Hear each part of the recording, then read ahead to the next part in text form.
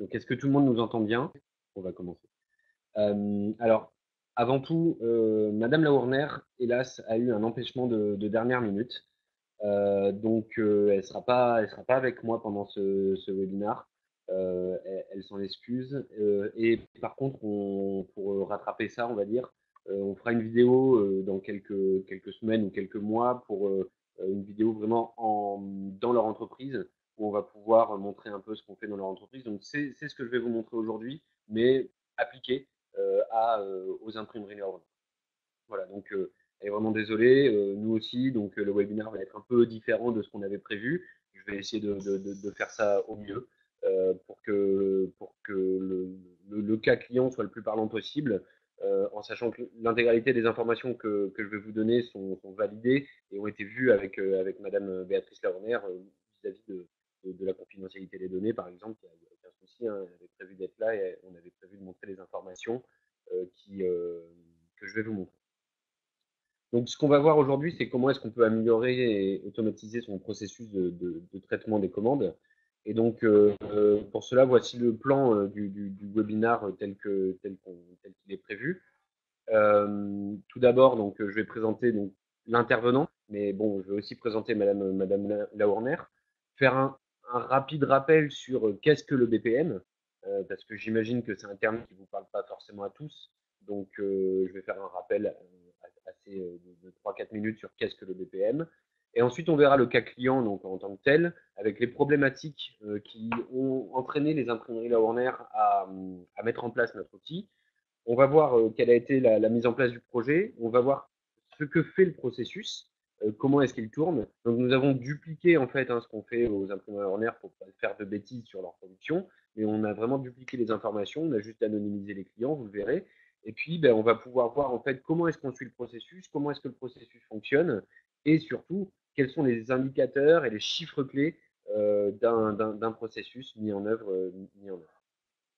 Enfin, on aura un instant de questions-réponses. Donc, étant donné que Madame Lerner n'est pas là, peut-être que le webinaire sera un tout petit peu plus rapide. Donc, peut-être que ce sera juste dans 25 minutes ou une demi-heure plutôt que 40 minutes, on verra. Et là, surtout, n'hésitez pas à poser des questions. Donc, vous pouvez les poser pendant que je parle, hein. De toute façon, nous, on a Marie-Lou qui est là pour modérer les questions et qui les enverra au fur et à mesure que les questions arriveront. Et on gardera du coup le dernier moment, 10-15 minutes voilà, pour échanger à ce propos. Donc je vais couper la vidéo parce que je ne suis pas sûr que ce soit ma tête qui vous intéresse le plus. Euh, et vous pouvez du coup, à partir de maintenant, si vous le souhaitez, mettre en plein écran la partie présentation. Donc pour mettre en plein écran, vous avez sur la fenêtre qui est en haut à gauche, donc en haut à droite de la fenêtre qui est en haut à gauche, un bouton qui consiste à mettre en plein écran. Je pense que vous pourrez le trouver. Ça vous permettra d'avoir une meilleure vision de, de ce que l'on peut faire. Ce sera plus clair pour vous. Donc rapidement, donc les intervenants. Donc je suis moi Aurélien Codé de Boisse, le cofondateur d'Iterop. Iterop, c'est quoi? C'est une startup innovante qu'on a créée en 2013. On est spécialisé dans les logiciels BPM en ligne. Donc on fait un logiciel BPM en ligne, vous le verrez, qui s'appelle aussi Iterop. On est une société innovante. On a une grosse phase de R&D dans notre outil et c'est ce qui nous permet d'apporter toujours de l'innovation dans notre outil. Par exemple, pour vous donner un exemple, hein, on a actuellement une thèse sur la déduction de processus. Donc, on fait beaucoup d'innovation, beaucoup de R&D. On travaille avec des grands groupes tels qu'Airbus, Thales, Continental, mais on sait aussi travailler, on travaille aussi fréquemment avec des PME, même des TPE. Notre plus petit client a une personne dans son entreprise. Donc on sait s'adapter à la taille des différentes entreprises. Ici, vous le verrez, hein, on est plus dans un cas pratique de mise en place dans une TPE, on va dire une PME. On travaille aussi avec des acteurs publics. Ça a été l'objet d'un autre webinaire que vous pouvez retrouver sur notre site internet, sur les achats publics, par exemple. Donc, on travaille avec toutes les métropoles pour les achats publics. Actuellement, Interop, c'est 12 salariés. On est en forte croissance. Et donc, grâce à nos clients et grâce aux personnes qui nous font confiance. Maintenant, Madame Béatrice Lahourner, donc qui, une fois de plus, s'excuse de ne pas pouvoir être là, donc qui est directrice des imprimeries Lahourner et aussi responsable commerciale des imprimeries Lahourner. Les imprimeries Lahourner, c'est une entreprise familiale qui a été créée en 1971, qui est spécialisée en impression offset et numérique. Donc, j'espère faire la meilleure présentation possible des imprimeries Lahourner, euh, qui, euh, qui travaillent avec de nombreuses entreprises telles que des agences de communication, des PME, mais aussi des grands groupes. C'est 34 salariés. Pour la petite anecdote, nous sommes clients des imprimeries Lahourner. Ils sont nos clients, mais nous sommes aussi leurs clients. C'est eux qui réalisent nos plaquettes, nos cartes de visite, et ainsi de suite. C'est une entreprise de qualité. Donc maintenant, pour poser un peu le contexte de ce que l'on fait de manière générale, nous faisons ce que l'on appelle du BPM. Donc BPM, ça signifie Business Process Management. Et donc le BPM, en fait, c'est une manière de modéliser et de suivre les processus d'entreprise pour simplifier la vie. Un exemple très parlant, c'est on passe du format papier au format numérique. Donc le business process management permet de créer, d'analyser, de fluidifier les processus d'une entreprise dans le but d'améliorer la performance des activités. Pour faire simple, un exemple qui parle à peu près à tout le monde, prenons l'exemple de demande de congé. Souvent, on utilise des fiches papier pour poser des congés. Je remplis ma fiche, je la fais signer à mon responsable, puis ensuite je l'emmène au RH, les RH me le signent et puis me renvoient la fiche papier et ainsi de suite. Voilà, ça c'est un processus. Il y a beaucoup de logiciels qui font ça, donc nous on ne cherche pas spécialement à faire spécifiquement la pose de congé, vous le verrez, mais bien entendu, on permet de numériser n'importe quel processus et de du coup l'automatiser et le rendre beaucoup plus fluide et en plus de pouvoir le suivre en temps réel. Pourquoi est-ce qu'on fait du BPM? Pour répondre à deux principales problématiques qui sont la perte de temps d'un côté et le manque de suivi d'un autre. Donc la perte de temps, pourquoi est-ce qu'on perd du temps la plupart du temps quand on fait des processus dans les entreprises? C'est parce qu'on a de la double saisie, on a des échanges qui sont inutiles, on recherche régulièrement l'information. Il y a des erreurs de saisie, donc on perd du temps parce qu'il faut ensuite corriger les erreurs. Souvent c'est dû d'ailleurs aux double saisies. Hein. Et on a des informations manquantes parce que sur un formulaire papier, on met ce qu'on veut. Et vu qu'on met ce qu'on veut, on peut des fois ne pas mettre les informations qui sont nécessaires à la réalisation d'un processus. Donc il faut retourner chercher ainsi. Le manque de suivi, c'est aussi qu'on peut perdre des dossiers. On peut avoir du mal à suivre l'avancée d'une commande. Par exemple, j'ai lancé une commande, voilà, j'ai déclenché le processus. Ben, où j'en suis? Des fois, on ne sait pas où on en est. On a des difficultés à respecter les dates butoirs, alors qu'avec un outil de BPM, on va pouvoir mettre des alertes, mettre des jalons sur différentes dates. Et puis, on a des difficultés à gérer le versionning. Ça, on le rencontre très souvent chez nos clients. Ils ont des processus qui sont écrits, sauf que ces processus, ils évoluent.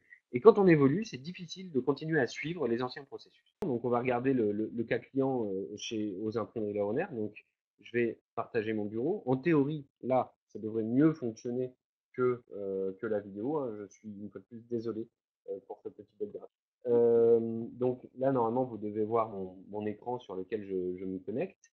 Donc là, vous voyez, je suis en fait connecté sur l'outil des imprimeries Lahoner. Donc comme je le disais, on a dupliqué ce qu'on fait chez eux pour éviter de leur polluer ce qui est en production, hein, parce ils ont les 30 personnes qui sont connectées tous les jours et qui font avancer les processus. Donc, si je peux éviter de les embêter pendant qu'ils travaillent, c'est une bonne chose. Donc, on a dupliqué et puis on a anonymisé aussi. Vous le verrez, on a le client numéro 1, client numéro 2. Hein. Donc là, je suis entièrement en ligne, c'est-à-dire que j'accède en fait ici à partir d'un navigateur. Hein. Vous pouvez le voir ici. Je suis sur Google Chrome, mais tous les navigateurs, bien entendu, sont compatibles. Hein. Donc, j'accède à partir d'un navigateur à l'outil.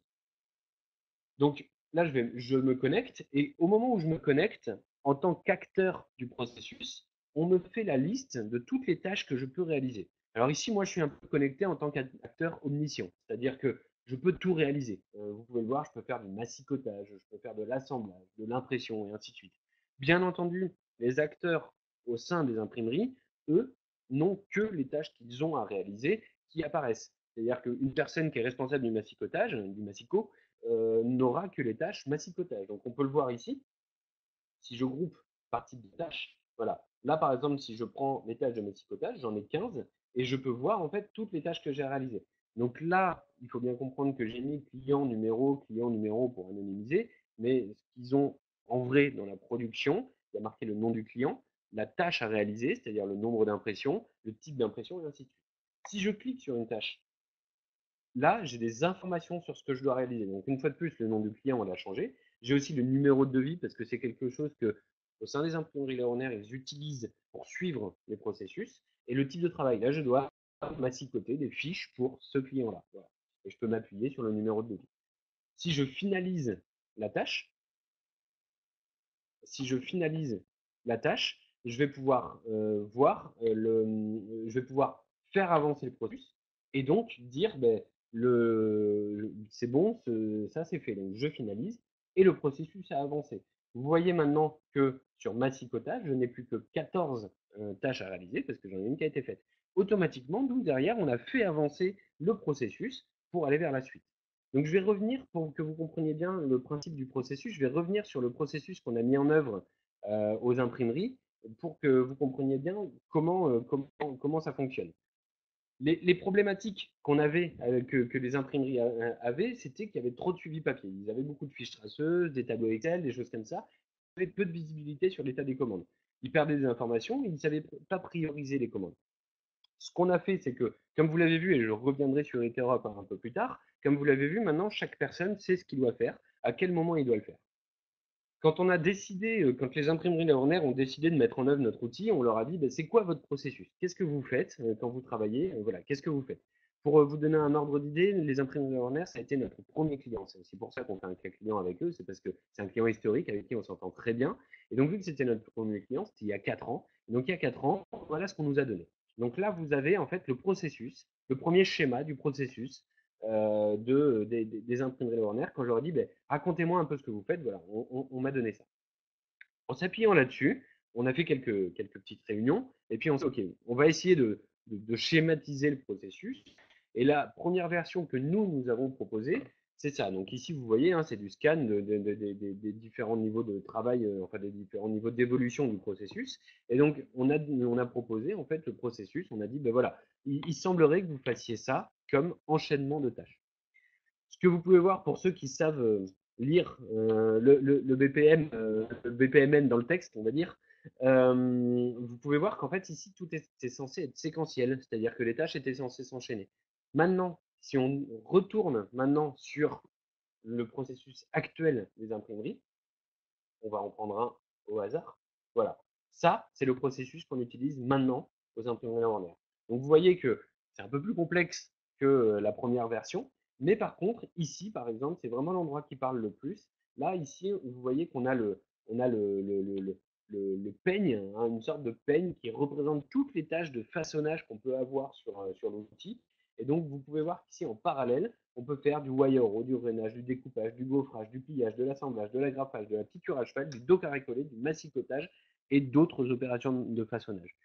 Tout ça, on le verra par la suite, c'est décidé par le lancement du processus. Quand je lance le processus, si je dis je vais avoir ça, ça, ça, ça, ça et ça va le déclencher par la suite et donc automatiquement, ça va demander dans l'atelier aux opérateurs de réaliser les tâches qui correspondent à ce qui a été décidé au lancement du processus. Donc, vu que je parle de lancement du processus, ce que je vais faire, c'est que je vais lancer un processus.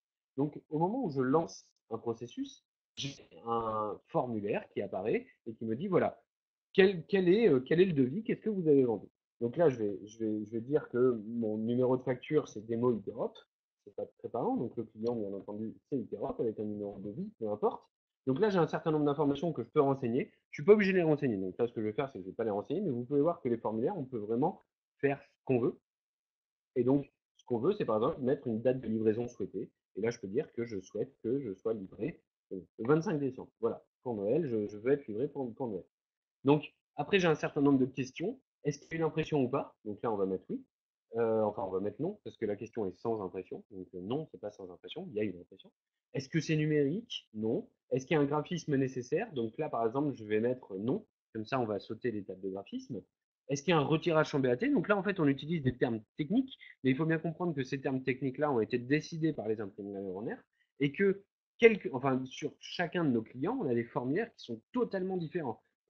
Là, on parle de retirage sans BAT, ça a une influence sur la suite du processus, mais vraiment, en fonction du client, l'influence est totalement différente. Je peux sélectionner le commercial qui a vendu, donc là, on va mettre Béatrice Lerner, qui a vendu bah, la commande. Est-ce que j'ai un massicotage à l'impression et ainsi de suite. Et là, vous voyez, j'ai un certain nombre de cases à cocher. Donc, je vais dire, par exemple, j'ai du rénal, du gaufrage et de la voilà. Et je démarre le processus. À partir du moment où j'ai démarré le processus, si je me rends dans mes tâches, donc je vais retourner sur la vue non groupée, vous pouvez voir ici que sur le processus démo Iterum, j'ai deux tâches à réaliser. Une qui est la validation du dossier et l'autre qui est l'affectation au niveau de la PAO. Je valide le dossier. Donc vous voyez que là, je retrouve toutes les informations et je peux éventuellement modifier des informations. Je peux dire, ben, finalement, j'ai pas d'agrafage, mais j'ai de l'assemblage. Voilà. Et je vais pouvoir à nouveau finaliser la tâche pour dire, c'est bon, j'ai validé le dossier. Ça, en fait, en l'occurrence, dans le processus, c'est le chef d'atelier qui veut avoir en fait la possibilité de modifier le dossier avant de l'envoyer dans l'atelier. Et en parallèle de ça, j'ai au niveau de la PAO une affectation, c'est-à-dire que je peux m'affecter, moi, dire c'est bon, je m'occupe de ce dossier au niveau de la PAO. Il y a 4 personnes à la PAO. Les 4 personnes ont cette tâche d'affectation. Une fois qu'ils disent je m'affecte le dossier, toutes les tâches qui suivent leur sont affectées juste à eux. En fait. Voilà. Donc je vais contrôler le fichier, envoyer le BAT.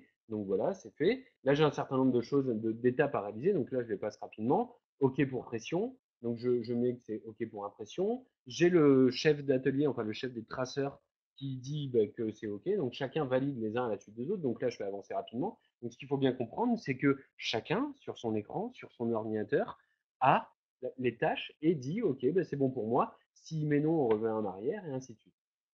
Donc je vais vite pour vous montrer les étapes de façonnage. Donc je grave les plaques, je réalise l'impression. Donc là, j'ai à l'impression, on dit OK, il faut imprimer sur tel numéro de devis, tel nom de client.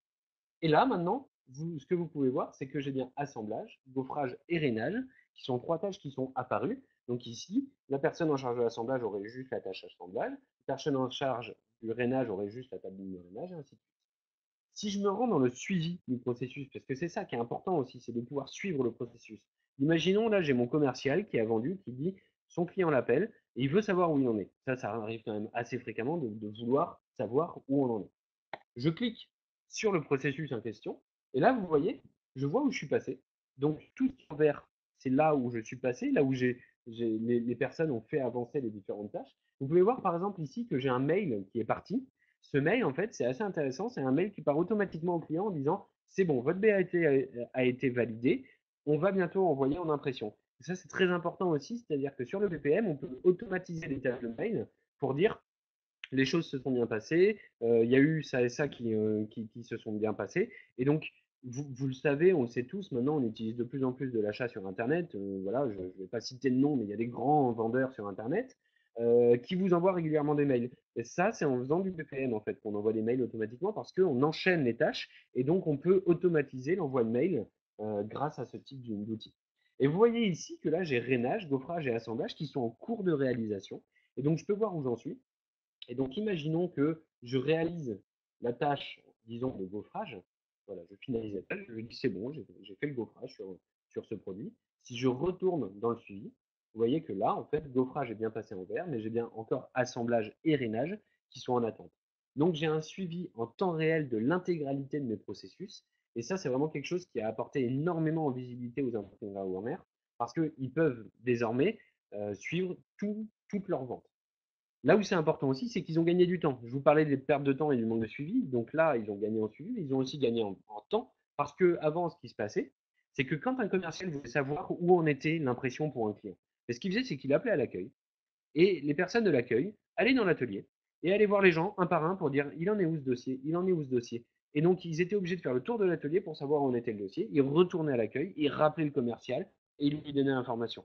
Je vous laisse imaginer que c'était un peu long. Les imprimeries Warner lancent en moyenne 400 dossiers par mois. Donc, les commerciaux, et ils ont bien raison, veulent savoir où en sont les dossiers. Donc, c'était un temps fou qui était perdu juste à savoir où en était le dossier. Maintenant, ce temps, les commerciaux ils se connectent directement sur leur tablette quand ils sont chez le client ou sur leur smartphone. Ils peuvent voir exactement où en est le dossier. Et comme ça, ils gagnent un temps fou. Et une fois de plus, les tâches à faible valeur ajoutée, typiquement, aller savoir où on est le dossier quand on est à l'accueil, c'est pas très intéressant. Mais cette tâche à faible valeur ajoutée, on l'a retirée. Voilà. Et donc, on a gagné un temps fou. Enfin, ce que je vais vous montrer, c'est les indicateurs de performance. Il y a des indicateurs de performance qu'on a mis en œuvre dans l'outil. et donc qui permettent en fait d'avoir des informations sur ce qui s'est passé dans les processus. Donc, on a deux types d'indicateurs de performance. Enfin, nous, on en fait plein, mais aux imprimeries Lerner, ils ont décidé de mettre en œuvre deux tableaux de bord. Un tableau de bord sur le passé, c'est-à-dire qu'est-ce qui s'est passé, et un tableau de bord sur le présent, c'est en ce moment, qu'est-ce qu'on a dans l'atelier. Donc, sur le passé, là, par exemple, on a la durée moyenne du contrôle qualité. C'est quelque chose qui intéresse. C'est combien de temps, en moyenne, met mon contrôle qualité. Donc là, en fait, on peut voir, en fonction des dates, quelle a été la durée des contrôles qualité en moyenne sur tous les processus. Et donc, on peut par exemple voir, c'est assez parlant, mais c'est assez logique, qu'en juillet-août, la durée du contrôle qualité a été plus longue. On imagine parfaitement parce qu'il y avait des congés, et que vu qu'il y avait des congés, les contrôles qualité étaient plus longs à réaliser. Ensuite, on a le taux de passage par la PAO. C'est un indicateur qui intéressait les imprimeries Lerner pour savoir combien de dossiers n'ont pas demandé de passage par la PAO. Donc là, on voit qu'on est à 98,66% de taux de passage par la PAO, c'est-à-dire toute la partie bureautique. En fait, quand on passe pas par la PAO, c'est juste que on avait déjà fait une commande, on refait la même commande sans du tout repasser par la PAO. Donc là, en fait, on voit quel est ce taux. On a aussi les graphistes par type d'impression. Donc là, en fait, on a un certain nombre de personnes, de graphistes qui réalisent des choses. Et on peut même cliquer dessus pour dire, ben voilà, Isabelle, elle a fait, donc là, vrai faux, c'est est-ce que c'était numérique ou pas. Donc elle a fait 41%, donc elle a fait 72 choses, ou ensuite c'était une impression numérique, et elle en a fait 102 travaux, ou ensuite c'était une impression non numérique, donc impression offset. Enfin là, peut-être que j'ai une bêtise avec l'offset, je ne suis pas certain. Et on a la répartition. Donc on voit par exemple que là, les graphistes globalement sont à peu près répartis à un tiers, un tiers, un tiers sur les travaux. Et puis enfin, on a la durée moyenne des processus par commercial qui a démarré l'outil, enfin qui a démarré le travail. Et donc on peut voir aussi là, en moyenne, combien de temps on a mis entre la prise en compte du devis, c'est-à-dire j'ai eu mon devis qui est arrivé dans l'entreprise, jusqu'à la livraison. Voilà. Et donc là, on a la moyenne. Vous pouvez voir par exemple que en moyenne, Béatrice, en septembre, ça a mis 11 jours pour les processus qu'elle a demandé. Ils ont mis 11 jours à être livrés au client. Voilà. Donc on a ces informations-là. Donc vous voyez, c'est des informations qui sont très parlantes. Maintenant, si on regarde sur le présent, donc les travaux en cours, là, on a le nombre d'impressions en cours à réaliser, le nombre d'impressions numériques, coupage, massicotage, voyeur, pliage. Vous voyez, en fait, on a toutes les choses qui sont en cours. Donc ça permet d'avoir un tableau de bord qui est très parlant et qui permet en fait au chef d'atelier d'avoir une visualisation du plan de charge de son atelier. Et là, on a les travaux en cours par commerciaux. C'est-à-dire qu'on peut voir là, si je change et que je me mets sur l'axe commercial, donc je regarde Béatrice, par exemple, je vois le nombre de travaux qu'elle a lancés en fonction, qu'elle a lancés et qui ne sont pas finis, hein, on parle bien en cours, hein, en fonction des dates. Donc on voit qu'elle en a lancé, là, le 27 novembre, elle a lancé 18 commandes. Et donc on peut voir enfin, elle en a peut-être lancé plus, mais il y en a 18 qui ont été lancées le 27 novembre qui ne sont pas encore terminées. Ce qui est rassurant quand on regarde cette information, c'est que si je retourne sur l'axe temporel, je vois bien que ce qui a été lancé le 30 octobre, il n'y en a plus aucun en cours. Ça veut dire que globalement, je vois qu'on s'occupe, c'est plutôt rassurant, on s'occupe des processus au fur et à mesure qu'ils avancent. Si je zoome, je peux voir par exemple sur Béatrice qu'elle a lancé 15 travaux sans sous-traitance et 3 avec sous-traitance. Et si je zoome sur ceux qui étaient sans sous-traitance, je vois qu'il y en avait 7 avec, sans graphisme et 8 avec graphisme. Donc là, une fois de plus, tout est paramétrable, ce qui signifie que les imprimeries neuronnaires ont décidé d'avoir ce type d'indicateur de performance, mais on peut paramétrer n'importe quel type d'indicateur de performance en fonction en fait de ce que l'on veut savoir, en fonction de voilà ce qui est important pour piloter son entreprise. Donc je vais revenir sur la présentation, donc sur les slides. Donc quelques chiffres clés concernant les imprimeries Lerner. Donc c'est 400 commandes qui sont lancées chaque mois. Donc on permet de suivre ces 400 commandes chaque mois. Il y a environ, par rapport à nos statistiques, on peut dire qu'il y a 6000 consultations de l'état des activités par an. Les consultations de l'état des activités par an, c'est ce que je vous disais tout à l'heure, c'est les commerciaux qui veulent savoir où on en est. Mais il y en a 6000 par an.